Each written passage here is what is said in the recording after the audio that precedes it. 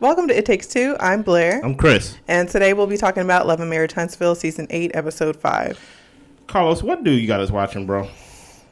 Seriously. Mm-hmm. I'm not going to waste your time. Blair, you ready? I'm ready. Walk us through this. So we are with Destiny and Moses finishing up their conversation. Mm-hmm. She calls Moses a liar and foul. Yeah. He says that she never came to see him. She didn't come to his birthday.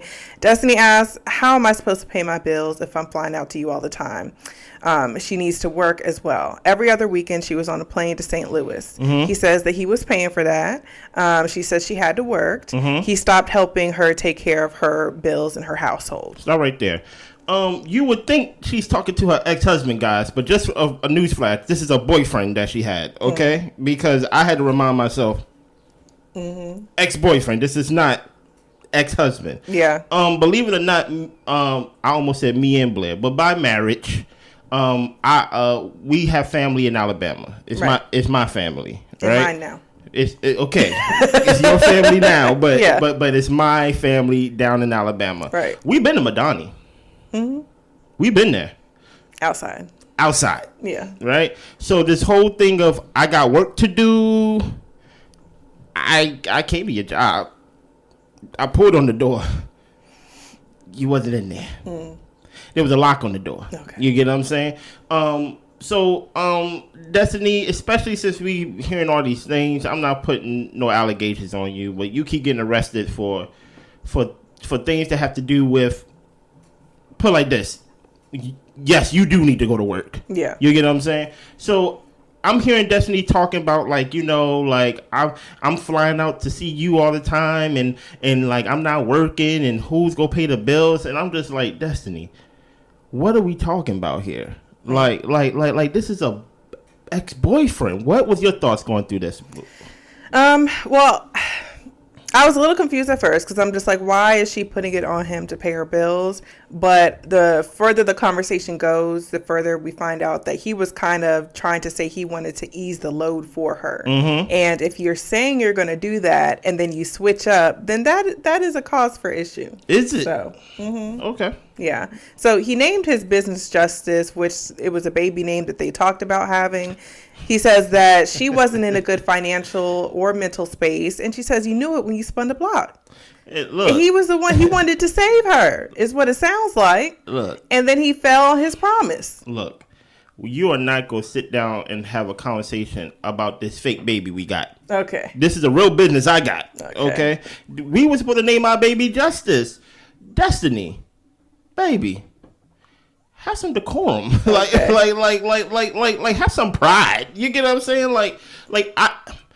It's if you watched last week episode, I was saying I was having a hard time feeling Destiny because it's not like Moses wrecked her home in the sense of it's not like they was married and Sonny came in and ruined a home that was married or like a home that had kids or just things like that.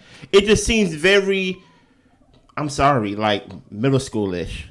It seems very high schoolish. It's hard for me to take it seriously because I'm like, you didn't lose anything.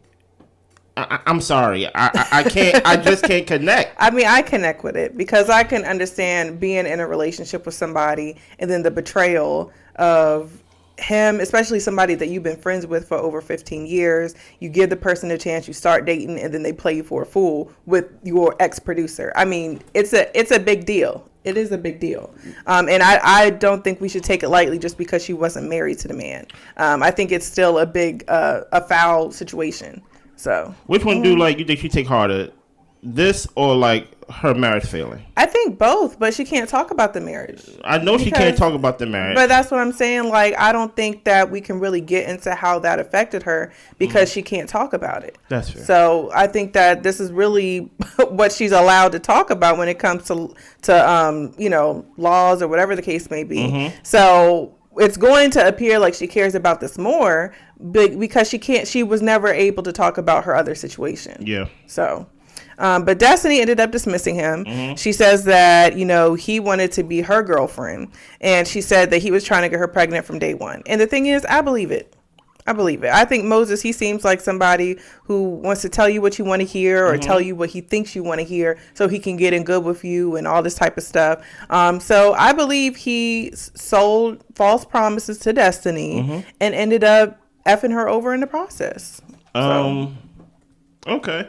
I was reading some comments, not from our show, but just online on Twitter and things like that.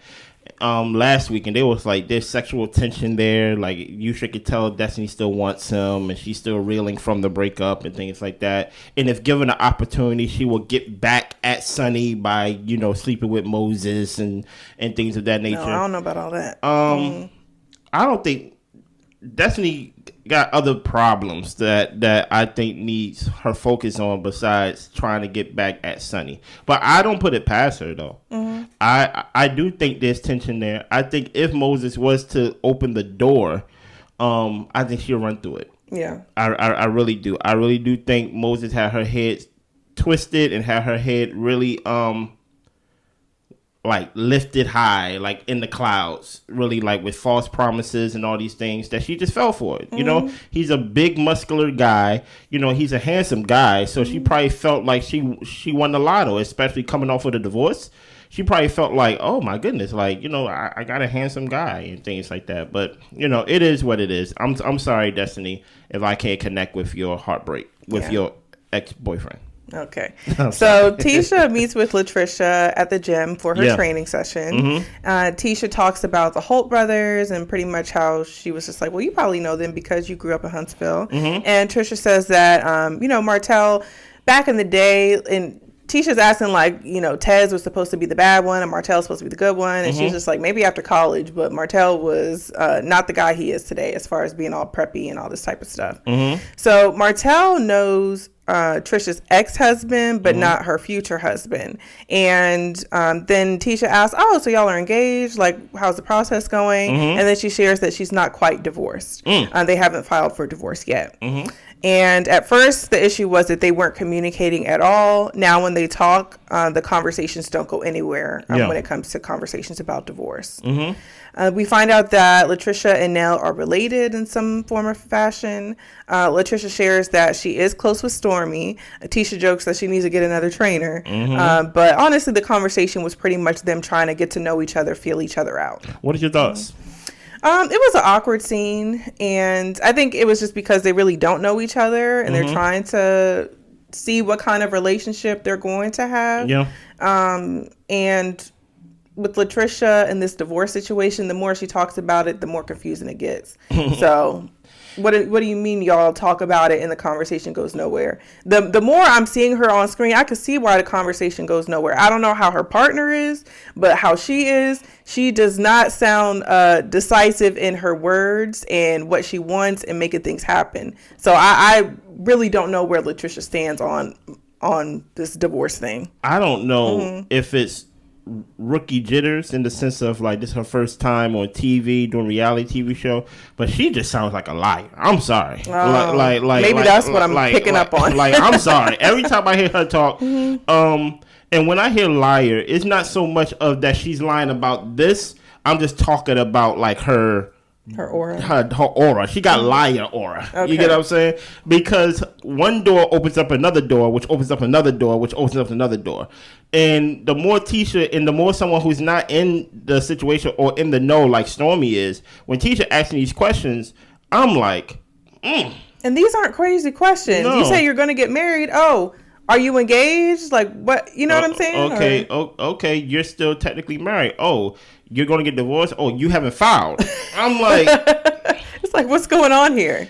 So it's a situationship. Yeah, it's a situationship. Now, tight core, pull it down. I'm just like, I don't know what we're doing here. And I kind of felt that was a little disrespectful to call Ken and her situation a situationship. I thought y'all was like together. What else do I sort of call it?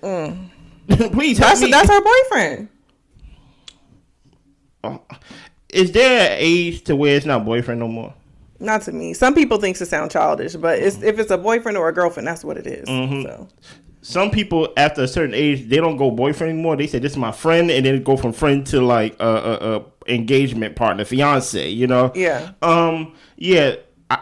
She just comes off as, and the thing that she comes off as someone who procrastinates. And the thing that trips me out with her rather, is that someone who takes her body so seriously, who is on point with her workouts, on point with her nutrition, on point with just those things. I'm like, you are really lackadaisical with like this divorce thing. It kind of make me think, like, do you really want to be with Ken? Like, oh, listen here. Since y'all not gonna make the storylines, Love and Marriage, Huntsville, I'm gonna make my own storylines. Okay. Do she really want to be with Ken? In the comments below, right? Do she really want to be with Ken? Because I don't really understand why she haven't filed. She says every time we talk, it doesn't lead anywhere. It leads to argument and things like that. More reason to get a divorce. Yeah. You get what I'm saying? Do you have money to get divorced? That's another question. I'm creating my storylines, since these storylines they gave us this past weekend and it ain't really hitting. So it's just those type of things that make me go, something's off with her. You know, maybe it's rookie jitters. Maybe she just don't tell the truth. I don't know. Well, Melody, for her scene, she's having a sleepover with some friends. Melody's back, y'all. So she has a self-care pamper table set up for the ladies. Mel talks about how she is choosing charities and organizations that align with her. She helps people in the States, and she's also going to be moving on to helping people internationally soon. Okay. So her friend is talking about finding her a man, and we find out that Mel is super picky. But then we find out what type of guys they were trying to get her to talk to, and it was somebody missing a side tooth and somebody with great uncle pants. I don't call that picky. The friend is saying that Mel might need to drop her expectations, and Mel tells her friends, like, look, y'all need to take into consideration all that I've been through and all that I'm currently going through. That's fair. She's focused on her healing and the healing of her children. She's dealing with someone, Martell, who's unhinged, and you really never know what you're going to get with him. I mean, to the point where she went out on a date with a guy, and Martell popped up and started recording her on a date with this man. She's considering other people as well, and what she would be bringing them into. And she admits that she probably has some PTSD from her last marriage, her marriage. She says that she might pick apart because she's just not ready. And the friend says, you know, people are going to have to eventually pick a side between she and Martell because things are getting so bad. Remember when I told y'all that a couple episodes ago? I said it's coming to a point to where people have to pick a side, because now Martell is not crazy to the point to where we could justify crazy. He's a criminal. Right? He's doing criminal activities. Listen here, man. Mel said, don't worry about the cast. I'm going to bring my own friends. You know what? You know, maybe Tisha and Kimmy was getting ready to get their pink robes. Like, okay, we going to Mel's house. No. I'm going to bring my own friends. Yeah. I don't know what's going on with this season, but there's a divide. There is a feeling of, what's the word? I don't want to say Real Housewives of Potomac. I don't want to say is that dire yet. Yeah. But everybody it's along those lines. But we are circling that toilet bowl right now, right? Everybody is still in the show, but everybody's shooting their own show within the show. No one is doing a collaborative effort unless, like, next week we go see Nell's birthday where everybody's going to be there. Right. You know, but when it comes to business, as Melody was talking about charities and things like that, I would like to hear more about the things you do or the businesses you do have. I'm not saying that she don't have businesses, but she did close her business once she closed her divorce and things. So we really don't know what Mel does. All we see Mel do or speak of is that she do speaking engagements. You know, t-shirts. Marcel, I didn't want to say t-shirts because, you know, e-commerce. That comes off as if I'm being condescending. No, that's what it is. But that's what she does. But that's not what she makes her bread and butter on. So, okay. So I don't want to say t-shirts because Marceau said t-shirts and then she took offense to it. But I would like to see what Mel does. Okay. Like today, in business, I would like to see her do some charity work. If she ain't gonna shoot with her castmates, I like to see her do charity work besides talking about doing charity work and things like that. I would like to see it. I know that could be a production issue, but if we're not going to get genuine storylines with everybody involved, then show me genuinely your life then. Right? Like if I'd rather have that than just like us getting together and kind of talking about Martell or talking about basically the show within the show without the castmates of the show. You know? And go ahead. No, go ahead. And I will kind of point to the fact that, I mean, Martell and Mel have been divorced for a while. Yeah. And yes, they still got stuff going on that they can address during the show. But in a scene like this, and I understand her friend brought up dating and relationships and things like that, but it seems like there is more to Mel's life than getting a man or her previous man or whatever the case may be. Like, I agree with you in the fact of what is she really doing in her life for her healing journey, to enrich her life with her kids. Like, you know, let's move beyond a man when it comes to Mel is all I'm saying. Yeah. And stop showing us these fake scenes with her rehearsing this divorce song or this breakup song with Martell. Like, stop it, okay? Like, I'm not saying that I don't like the song. I don't like the song, but it's like y'all been singing this song for 4 seasons now, and it haven't got nowhere further than the rehearse room, than like the dance floor. Show us these people lives, man. Yeah, you get what I'm saying? If we ain't gonna, if we are not going to basically collaborate. If we're not going to be what am I trying to say? If we are not collectively as a cast, there we go, going to shoot a show together that's going to push the show together, then individually, I want to know what each person is doing in their life. Not these like, hey girl, get a man. Like, no, that's not real. No, you get what I'm saying? It's not interesting. It's not interesting, you know, but I'm happy you brought your friends, Mel, you know, since, you know, hopefully these are your real friends. Yeah. Know. Well, Stormi invites Latricia and Martell over to her house. Yeah. Martell is acting like he doesn't know Latricia, introducing himself. And Latricia brings up, well, how's Tez doing? He's like, you know my brother?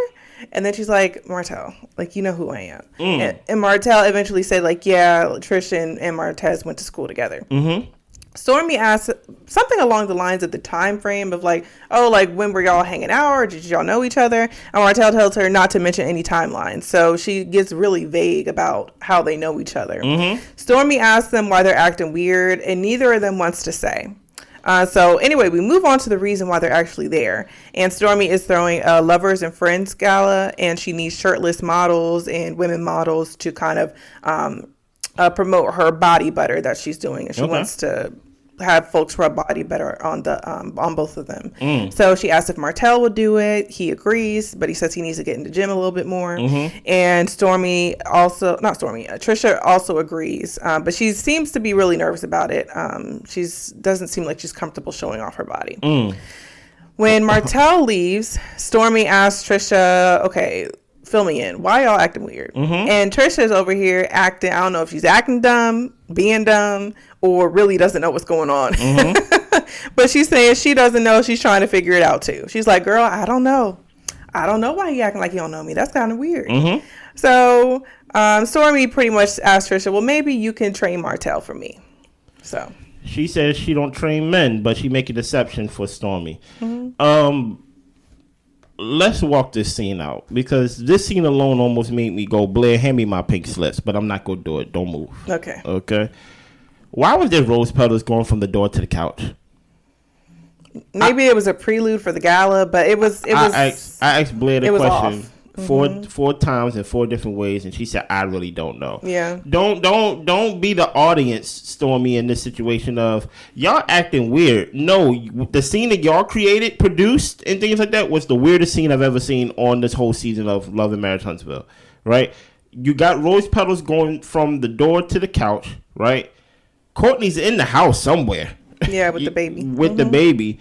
Right? So it seems even more weird that Stormi is even asking Martell to come over for a private conversation with just her and her friend, right? Off top, I'm already like, you and Martell close friends? That's what I was thinking too. I was like, did they even talk? Why would she invite him to her house? Weird, right? Yeah. Without Courtney being present or something like that. So automatically, I'm like, weird. This is just, and then we move on. Hey, Martell, can I use you as a model, right? So people can rub butter on you, right? And I said, Blair, wife, why is she asking like Martell for like the to be the model when she can ask Ken. Like, Ken is the one that got the muscles, and he's the muscular guy. He's the gym rat. Yeah. And Blair, my wife, said, well, Martell, he's single. So, like, maybe it's like, it's a relationship thing. And then she asked Tricia the same thing, and she said, yeah, so them two is going to be the models. Yeah. Which I'm even more lost, right? To where it's like, it's Tricia and Martell. What are y'all trying to sell us? Mm-hmm. Are y'all trying to say that they slept together, they didn't sleep together? So it's just, and then Tricia did a terrible job this scene, to where she talked in circles so much that I was like, I'm about to throw this season away. Because she's like, I don't know why, as Blade gave a perfect example. So I really don't understand why this scene happened. Mm-hmm. What's the point of the scene? Stormi's cool with Martell. This kind of brings me back to this whole thing of how Stormi called Melody vindictive for basically having him arrested. It is Stormi's version or way of picking a side. You get what I'm saying? Mm-hmm. It's a lot of, I'm creating storylines from the flat storylines that's been given to me. Yeah. Right? So I'm doing my part as someone that reviews the show. Blair's doing her part as someone who reviews the show, of trying to create a storyline within the storyline that they're trying to give us. Yeah, you get what I'm saying? They left a lot of holes for us to fill in. Maybe with the more episodes that'll go on, we'll actually figure it out. Mm-hmm. But for right now, I mean, y'all just left us with a bunch of nothing. That's what it feels like. Is there anything else you wanted to add to that scene that you felt weird about? No. So if the rose petals, the conversation in itself, Stormi's like, what's going on with y'all? And like, the more she kept dragging this, that's also another thing too. Less Stormi and Tricia scenes.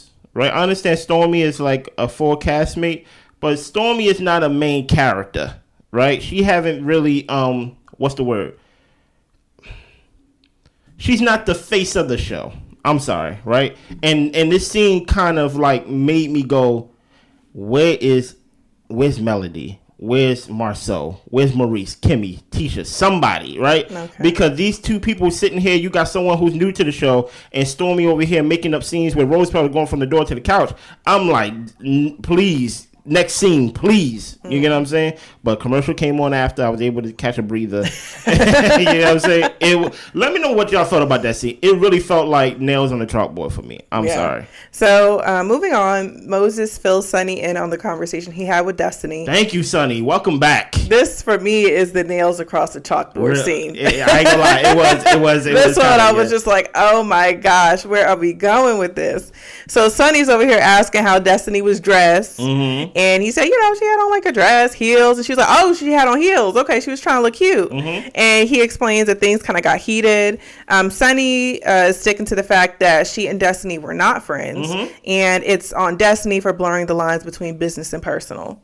And Sonny said most of the time she was pouring into Destiny, giving Destiny advice, but Destiny never poured into her cup. Sonny says that Destiny was a side chick all these years. She was one of the ones in the call log while the main one was away. Wow. Sonny, that doesn't make you look good to be talking about how much your husband is a hoe or was a hoe. Like, and it doesn't make it sound. Anyway, let me finish the scene and then we get into it. Go ahead. So Destiny shouldn't have been in a relationship as fast as she was following her divorce, is how Sonny feels. Mm-hmm. Sonny sees she probably needed to be there. All they can do is move forward and focus on their relationship. And Moses tells us that he forgot to wear his ring when he went to meet with Destiny. And Sonny's like, oh, so I guess it just looked like y'all was out on a date, huh? She says, I know you love me. He says, I love you. And she says, I know you love me because you chose me out of all these other women. Go ahead.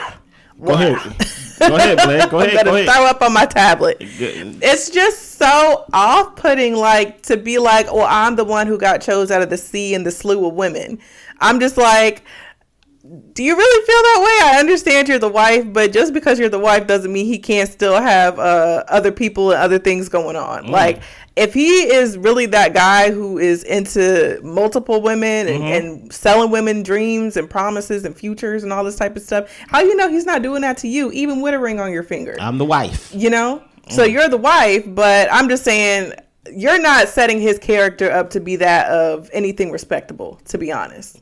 And then the whole situation, I'm just like, you heard me a lot of the time saying what Sunny said, because she was dragging Moses to basically explain what was said during the conversation. Yeah. He was just like, it was just a whole lot, and I'm not going to argue with a woman. And it's just like, okay, Moses, like, you are not retelling this in a way that is substantial. But I was pretty much over the conversation because she was dragging Moses to talk. And then when she was talking about how she was chosen, destiny ain't nothing. And I'm just like, apparently she was something to him at one point. And to just say she was one of the slew of other women, what did you do to make him rope him in to be your husband? And you talking about the main one was away. I thought the timeline was y'all started only talking a couple months into knowing each other, and y'all got engaged like pretty quickly. So how was it the main one was away when you guys weren't even talking or in a relationship the whole time that him and Destiny were together? So now it makes me think, were y'all talking while they were together? So their explanations and their way of trying to paint the picture for us, it just makes them look worse and worse, to be honest. Yeah. Blair, I think you're reviewing them wrong. Okay. I think you're holding them to a high standard. I think you're asking for truth. I think you're asking for understanding. Not going to get it. I don't even know why you want it. Yeah. Listen, this was my favorite scene of the night. Sunny, more Sunny. If we go be in the sewer this season, put me in the stinkiest sewer. Put me in the... I want more Sunny, because I don't understand why y'all want respectability from y'all villains. She's the villain of the show. I want her to say things like, and guess what? Out of the slew of women, I got them. That's what villains... I love it. Okay. I love every part of it. The only part I didn't love about this scene is that it felt like they shot this scene 10 times. And it felt like, as Blair was giving the example and basically telling or basically walking Moses through it, it felt like Moses was forgetting his lines and Sunny was kind of like throwing the alley-oop for him to say it. Like, you know what I mean? Like, what was she wearing? You know, and he said things like, you know, I don't really know, like, women clothes like that. It was like a top and a bottom. Moses, you know what I told you to say. You know what I mean? Because she's a producer, so it felt like she produced the scene. Gotcha, right? Yeah. And Moses is very, what's the word? It just came off as if it wasn't natural. Y'all wasn't home. Right, so wherever y'all was, it doesn't give off a belief. It doesn't give off a factor that I believe that this is the first time y'all talked about this. Like out of the time you saw Destiny, this is the first time you saw Sunny in this random location. Maybe if y'all shot this in y'all house or shot this where y'all stay, it would have came off as if like, oh, this is the next day you filling her in. But coming to shoot at a random location to talk about a conversation you had with Destiny, it doesn't come off as very honest. But overall, I want y'all to understand something. Understand my theory. I don't think we gonna get a lot from a lot of people this season of Love and Marriage Huntsville. So I would ask y'all, invest in Sunny. Invest in your dislike for Sunny. Sunny is asking us, literally, she's asking us to dislike her this season. So don't ask her to be honest.